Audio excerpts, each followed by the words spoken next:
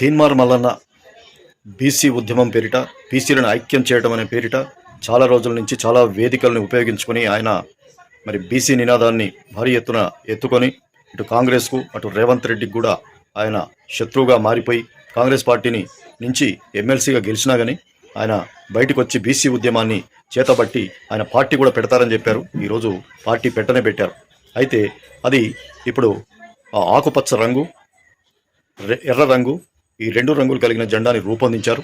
అలాగే మధ్యలో కార్మిక చక్రము, ఆ చక్రంలో నుంచి ఒక పిడికిలి బిగించినటువంటి చెయ్యిని పెట్టారు.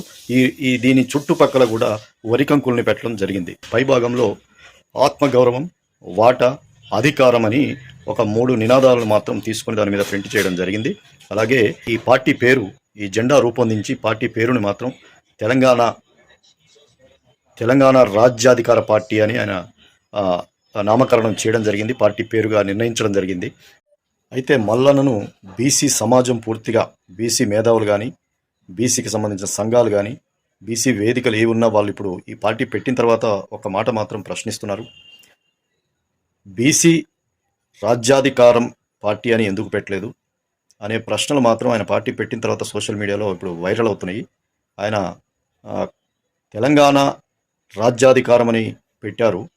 మరి బీసీ అనే పదాన్ని చేర్చడానికి ఇబ్బంది ఏమొచ్చింది అంటే దీంట్లో ఏమైనా స్వార్థం ఉందా అని కూడా ప్రశ్నిస్తున్నారు.